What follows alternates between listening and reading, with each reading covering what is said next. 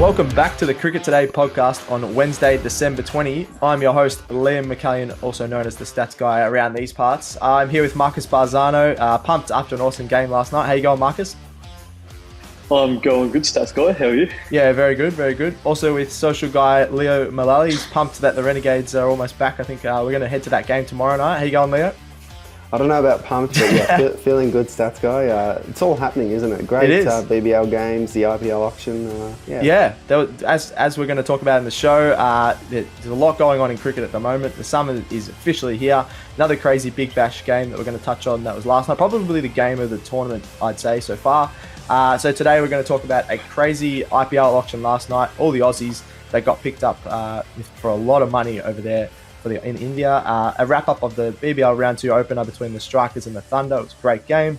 Then we're going to preview the Scorchers versus Hurricanes, including some yeah-nahs. We're going to do some yeah-nahs for the IPL auction as well. Then we're going to finish off with an interesting SuperCoach segment for the game tonight as well, for Scorchers versus Hurricanes. So let's get right into it, lads. We'll start off with this. I was tracking this while watching the Big Bash last night, the IPL auction.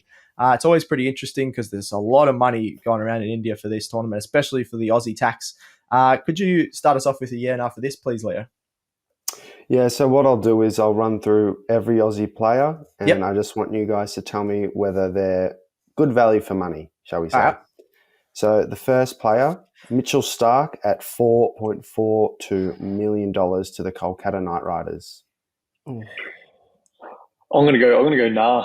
I think that's a lot of money for a pure bowler. Really, he's a good bowler, especially for the short format. But 4.42 is a lot of money, and he's going to be earning $13,000 every ball he bowls, which is Does he get extra ridiculous. balls if he bowls a wide for that stat, or is he just 13,000 per ball? I'm going to go nah as well. Not good value. Yeah, not sure if I trust him to dominate each game. Can be a bit wayward at times. Obviously, he's a gun, but in T20 as well, I'd rather an all-rounder if you're going to pay the record IPL price that was by 0.8 million. So yeah, nah for me. What's the next one, Leo? Pat Cummins at $3.66 million to the Sunrisers Hyderabad. Ooh, what do you reckon, Marcus? Oh, I think yeah. I think that's a good signing. He can do both bat and ball, and he just provides a lot of leadership in that team too. I'm going to go nah. I still think there's better options out there for some all-rounders and things like that. I think even overseas you can get some all-rounders. I know Pat Cummins did have a couple IPL games last year where he actually did really well with the bat, but I don't know. That was the record. That was the funny part of last night. That was the record signing, biggest price last night until Starc came along. So I don't know. I don't know if he's worth the record. He's obviously a gun and we love him in Australia, but I feel like that's a bit much. Yeah. Spencer Johnson at $1.78 million to the Gujarat Titans. Ooh. I'm gonna go nah again with this one. I think he's got a lot of talent, Spencer Johnson, and I really rate him. But it's just whether he's worth that much on the ball alone. There's probably better bowlers, out and out bowlers, or even all rounders that you can get for that price. Looking at probably like the likes of Marcus Stoinis, for example.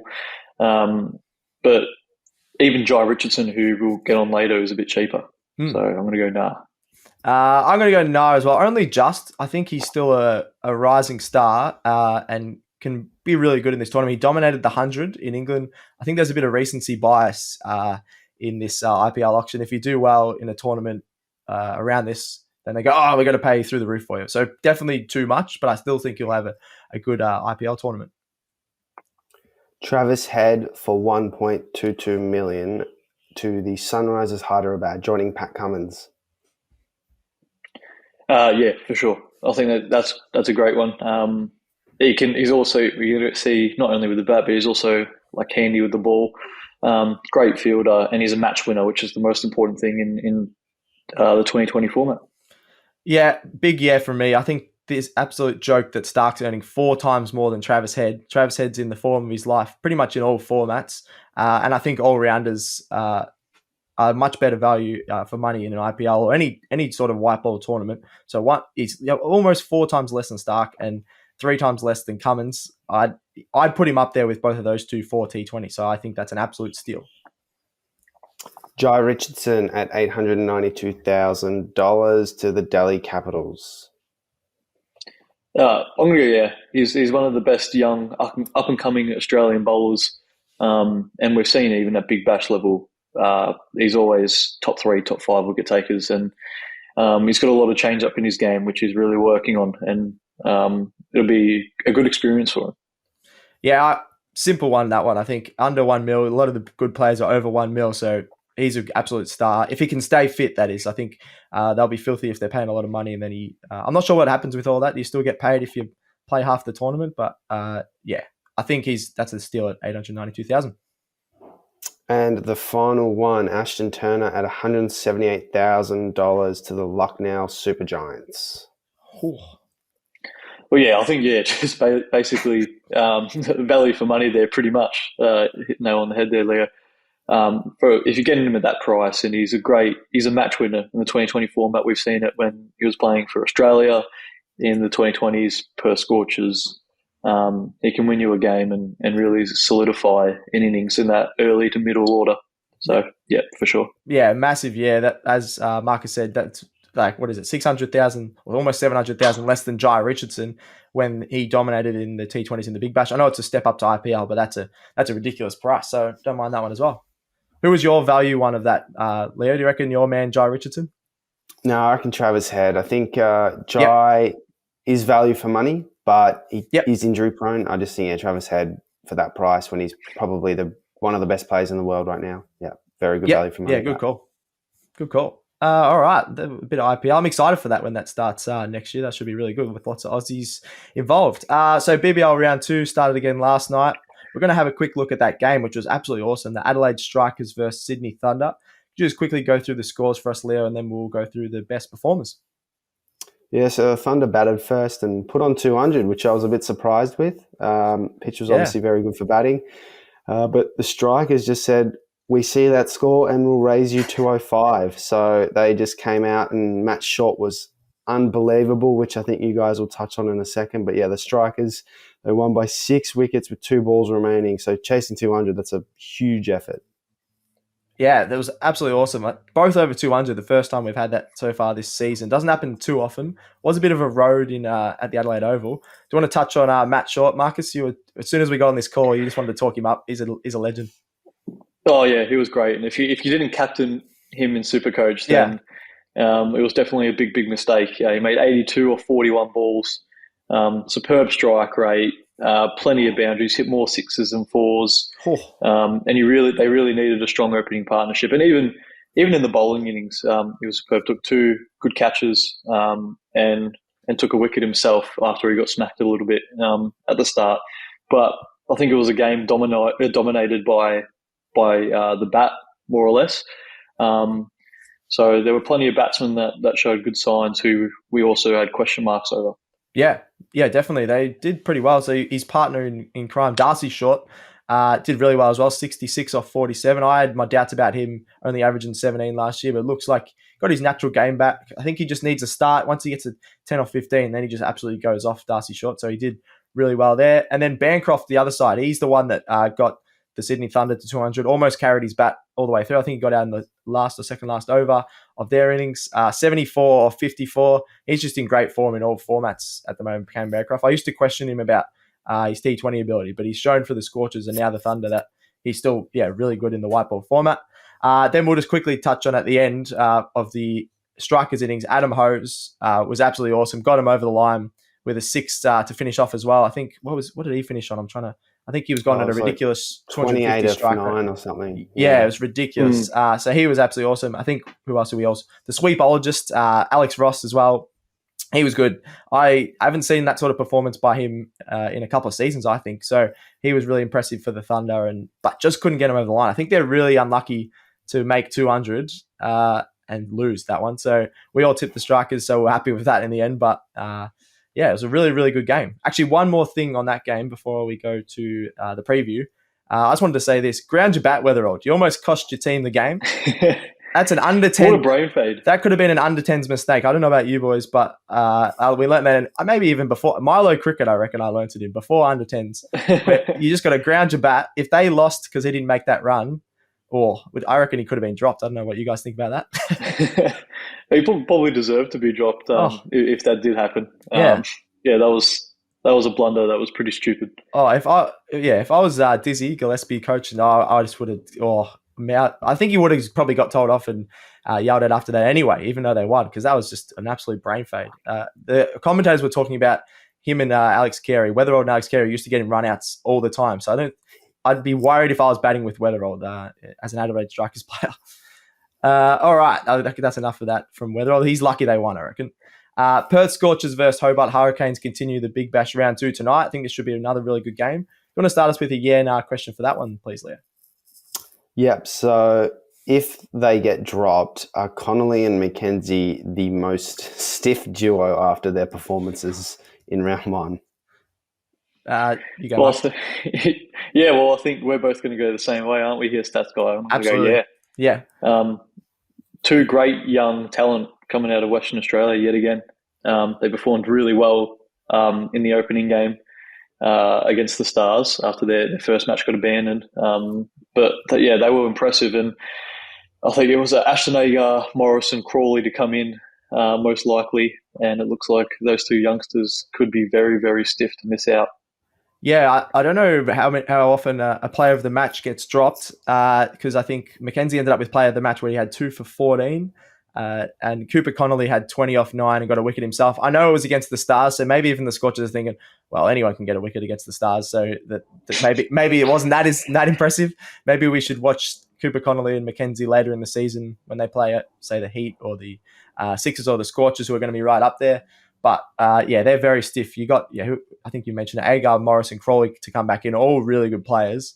The Scorchers team could win. I think this is like Manchester City in the English Premier League. You've got their whole bench. Perth Scorchers could probably still win this league. That's how good they're going. So, very, very stiff, I think. What do you reckon about that one, Leo? Yeah, they're incredibly stiff, aren't they? Yeah. I think, as you said, their depth is ridiculous, and they should probably start sharing the love a bit so we get a bit more of an even competition. I agree. Should be a separate draft? You're allowed to just draft a Scorchers player every year. That'd be pretty funny. I don't know if that's very fair, but that'd be good. Because as we've talked about predictions before, this one I think is pretty obvious. We've just talked about with the Scorchers, but who's your prediction for tonight, Leo? Yeah, Scorchers will win this one. They should have too much for the Hurricanes, I reckon. Yep. Marcus? Yep, I agree. At home as well, should get the job done pretty comfortably. Nice. Yeah, I think I wrote about this the other day on cobet.com.au if anyone wants to check out some articles on there. Scorchers just have a lot of all-rounders, sort of like the Strikers. I know they only just got over the line, the Strikers. But when you've got so many guys that can bowl, not even bowl out your whole overs, and you're just making the batsman second guess, I think an all-rounders team, almost in general, is really perfect. So I think they're going to win pretty easily against the Hurricanes here. All right, let's finish off with my favorite part of the show, the SuperCoach segment. We're going to go through just quickly some must-have SuperCoach players for the Scorchers versus Hurricanes game. I might start with Marcus on this one, and then we'll finish off with Leo's got an interesting one as well. Just had a look at Leo. It's very interesting. Yeah. I've gone with Ashton Agar at 106,300. If he does come into the team. Yep. I think he's worth it. I've got him in mind, just on the bench at the moment, just to wait and see whether he plays or not, because he's both handy with the bat and ball, so he can get you plenty of points as an all-rounder, and especially in a dominant Perth Scorchers team, which majority of the time they should get the W. He should get plenty of points as well. So I reckon he's fairly cheap for a decent all-rounder. What about you, Stats Guy? Yeah, that's really cheap for an all-rounder, actually. Good call. Another all-rounder, Aaron Hardy, 174,200. Probably a bit more expensive, but led the league, as we've talked about him in a lot of our shows, led the league in runs last season, averaged a wicket, I think, when bowling, and 41 runs last season in the Big Bash. He's absolutely awesome. Got a wicket in the first game and played pretty well. So averaged 58 points. I meant to say not 58 runs there. 58 SuperCoach points last season. Went up 72,000. Even if I think he's going to be one of the most expensive players come the end of the season. It is tough in this Scorchers team to get his full 4 overs. I don't think he's going to bowl full 4 overs, maybe 2 overs, but he has the ability pick up a wicket even if he bowls only a couple of overs. And I think he's going to keep going up in price, especially with his skills with the bat. So Aaron Hardy, I think he's a must-have. He's just one of those stars that might be a little bit expensive, but absolute star. Leo, we'll finish off with you. This is an interesting one. Yeah, so I'm going to pick Nikhil Chaudhry from the Hobart Hurricanes at 42,000. So the reason why he's a must-have is he is your go-to loophole option. Ooh. So he's not only listed as a batter and bowler and has flexibility that way, but I've looked ahead and Hobart never play the first game of the round. So it means vice-captaining someone in the first game that later on has a double, like I did with Short last night. Yep. It's a very strong tactic. So it basically just gives you 2 chances at a captain score. So if Matt Short somehow got 0 last night, I could then roll with the option of captaining Sutherland, thinking he will dominate the heat. So it just gives you more options at a captain, and that's why he's a must-have. Just sit him on the bench. You don't need to play him because he's not going to play. But yeah, it'd be funny if he plays now. But yeah, that is a great call. If he plays now, then that's a bit stiff. Leo the cheeky thief. Yeah, that's a real nerdy Supercoach. Trying to get some extra points in real nerdy Supercoach areas, but we absolutely love that. We've got a whole group chat just talking about nerdy Supercoach stuff, so I absolutely love that. You got to have someone to loophole. Thank you, Chowdhury, for being that man for our vice captain loopholes. What a man! He could be if he does play. I think we got to get around him on this show. And we will. Yeah, we will. He's our man. Yeah. Well, and you have to maybe if he's in your team, you have to start him. First guest. Yeah, first guest on the show, I reckon. First guest. I don't mind that. All right, we'll get him on the show. That's very funny. All right, I think that's it for the Cricket Today show. We'll be back with this tomorrow, of course. So get right around the show. Subscribe on your podcast apps, Spotify, Apple Podcasts, etc. Like and review it, would ya? Chuck a follow to Cricket Today and Cricket Today AU all over the socials. That's Facebook, Instagram, TikTok, and X. Send in any questions via the socials, anything you want to yell at us about, anything you want to chat to us about. We've got a few of those, so we love those. That's it, I think. Thanks to Leo, thanks to Marcus, thanks to Gerald for producing this awesome show, and thanks to me. That's another episode of Cricket Today done. We're out.